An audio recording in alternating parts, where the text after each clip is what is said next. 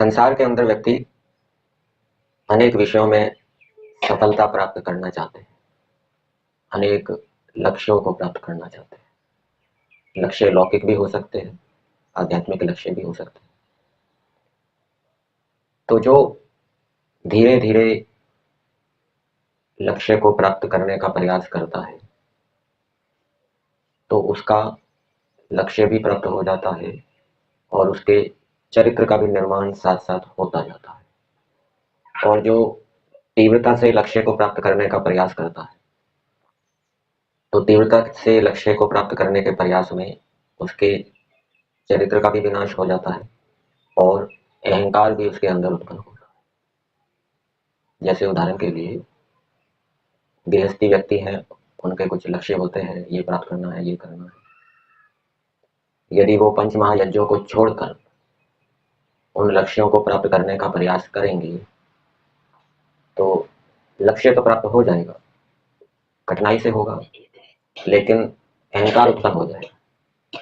और जो पंच महायज्ञों को करते हुए लक्ष्य को प्राप्त करने का प्रयास करेंगे, तो उसमें समय अधिक लगेगा, धीरे धीरे प्रगति होगी, क्योंकि समय और शक्ति वहां पर भी लगाने पड़ेंगे पंच महायज्ञों।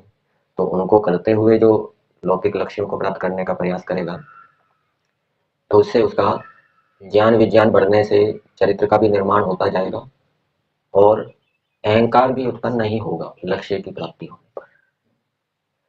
जो पंच महायज्ञों को छोड़कर लक्ष्य को प्राप्त करने का प्रयास कर रहा है, वो तो पहले अहंकारी है ही।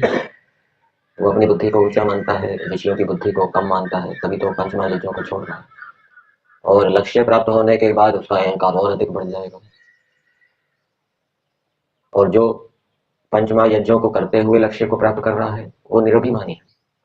वो अपनी बुद्धि को नीचे रखता है, ऋषियों की बुद्धि को ऊपर रखता है। तो निरभिमानी होकर ईश्वर से प्रार्थना करते हुए वो लक्ष्य को प्राप्त करेगा, तो ईश्वर की ओर से उसको सहायता मिलेगी।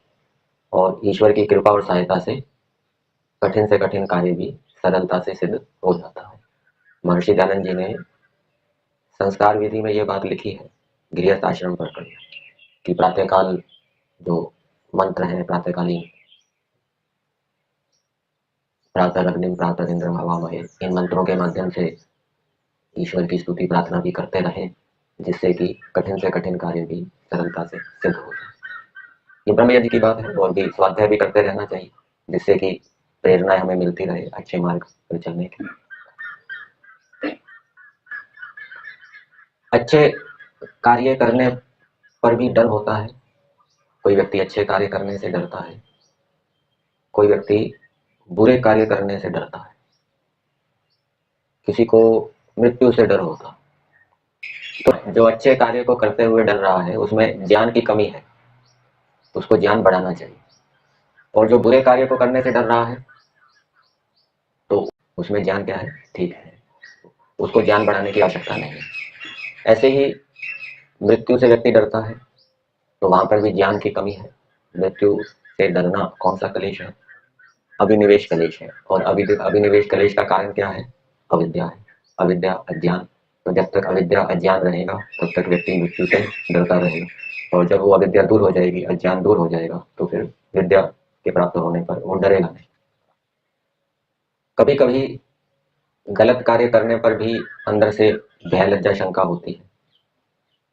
तो किसी को तो वो भय लज्जा शंका जो ईश्वर की ओर से होती है, वो समझ में आ जाती है और वो उसके अनुकूल व्यवहार कर देता है। किसी को वो समझ में नहीं आती, किसी को संशय होता है, ये ईश्वर की ओर से है या समाज की ओर से है या मेरी ओर से है। संशय वाली स्थिति होती है। जिसको निश्चय हो गया, वो तो उसका ज्ञान तो ठीक है, लेकिन जिसको संशय है या भ्रांति हो रही है, तो उसको ज्ञान बढ़ाने की आवश्यकता है। और ज्ञान कौन सा ज्ञान? वेद आदि शास्त्रों का ज्ञान।